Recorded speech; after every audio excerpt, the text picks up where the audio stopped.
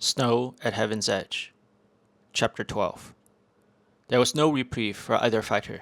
Lin Wuai, like Lin Wuting before him, tried to overcome the man with speed. He had to, for his inner chi was too weak to make this a contest of strength. The motion of his sword was as fluid as the flowing stream, and he flooded Wu Tianxue with a multitude of thrusts, cuts, slices, and slashes, attacking high and low. As predicted, the pale-faced man retreated into his impregnable defense. To a new observer, Lin Wuai appeared to have the advantage, as the other only sporadically returned the attack, seemingly timid and limited in his offensive abilities. Those who had witnessed the exchanges with Wei Qingren and Lin Wuting understood how dangerous he was. He could launch an explosive offensive combination in the span of a heartbeat. Wu Tianxue had attempted to do so, but Lin Wuai was able to force him back into his defensive shell. In another athletic display, the invincible swordsman leapt high into the air and executed an attack from above as he descended. Embracing the heavens, Wei Qingren named the famed technique in awe. Lin Wuai dove like a swallow. A cyclone of flakes orbited the two men, briefly obscuring them until the successive collisions of their blades sent ripples of snow away in all directions. Lin Wuai somersaulted backwards. Blood dripped from the corner of his mouth, and Lin Wuting let out a soft gasp. He was pushing himself. He must have aggravated his internal injuries. If he were seriously hurt, Lin Wuai did not feel it. Adrenaline poured from his glands like an unleashed dam, dulling any pain. His only concern was finding his opponent's weakness. Wu Tianxue was offensively and defensively proficient. Why did he not commit offensively and preferred to initiate with a smaller attack even when there was an opening? Was he suspicious by nature? Was he a conservative fighter? Was he trying to feel out his opponents first? Wu Tianxue had on a curious, pensive expression, and then, like the receding tides, a blank calm washed over his face once more. He stretched to his full length and squared his body. Was he simply posturing or readying for a strike? In the span of that thought, Wu Tianxue was within striking distance, and his blade reached for Wu Ai's neck. A twist and a pivot, and the men's roles reversed, and the fray continued. Each man prodded the other for a weakness in the deadly contest.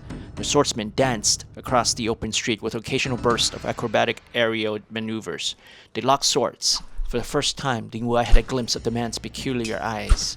They were exceedingly dark, with the iris nearly filling the entire orb. Staring into it was akin to looking into the outer limits of a starless heaven, infinite in its darkness. Wuai realized that the cold he had felt came from that emptiness. Wu Tianxue snarled as he pushed off to reset the fight. Lin Wuai is weakening, but only slightly, commented Lionhead Wei. Wuting saw that as well, and had experienced it herself. In each fight, Wu Tianxue grew stronger in each round. Was he holding back in the first few? What was the extent of his abilities? Lin Wuai was a better swordsman and fighter than herself, but not as strong as Wu Tianxue in his current state. He could not have channeled enough inner chi to fight for so long. He relied mostly on technique and speed.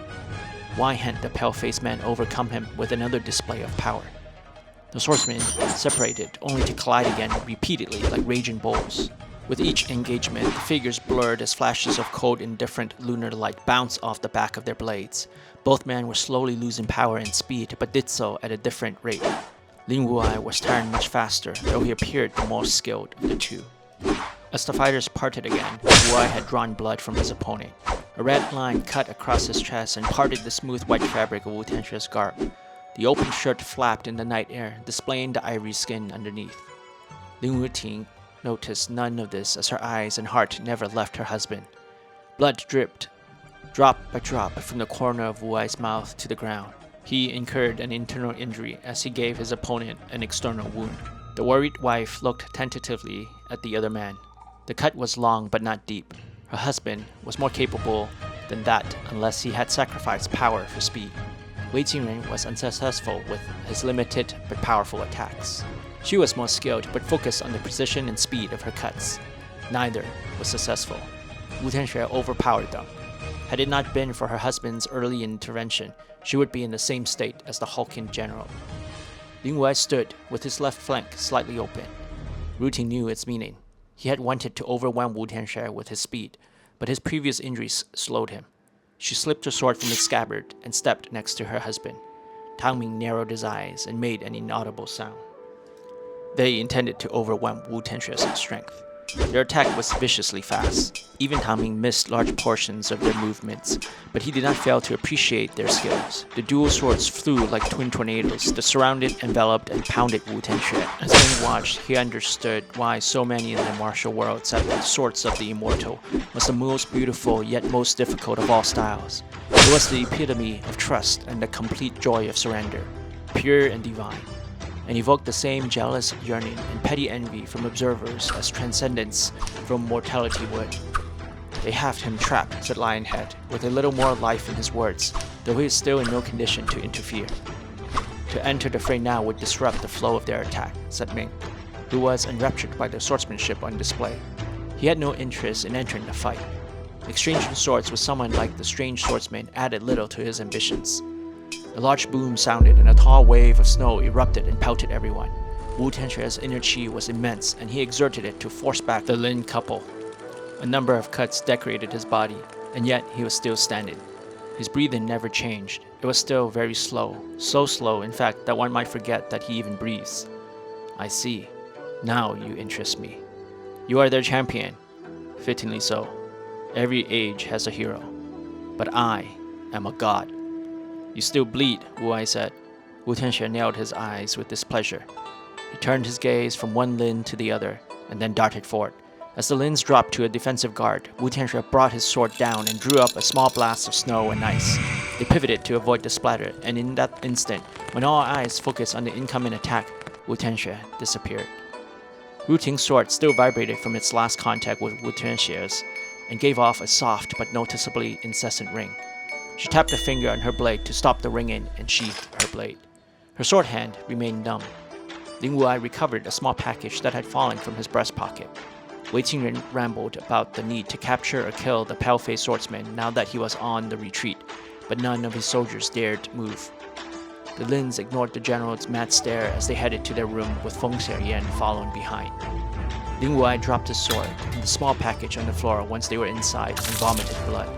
Wu Ting guided him to the bed, where they sat face to face, cross-legged, and palms to palms in a meditative pose. His pulse bounded and his chi was chaotic. She needed to help him refocus it by using hers to guide and channel his back into a normal flow. "I'll bring in some hot tea," said Xiaoyan. The Lins hardly noticed the girl, or what she had said or did, not even when she walked away with Qinghe in her hands. Hey, you've made it to the end. If you like it so far, please subscribe and like. This lets me know I'm on the right path. And if you can't wait for the next installment of Snow at Heaven's Edge, then head on over to Amazon and read the story in its entirety for free if you have Kindle Unlimited. Alternatively, you can check out Dreamweaver and Duel on Mount Taiyuan as well. Both of these stories are done and available for free here on YouTube, Spotify, and Audible. If you want to support me, please consider going to my Ko-fi and being a member. Have a great day.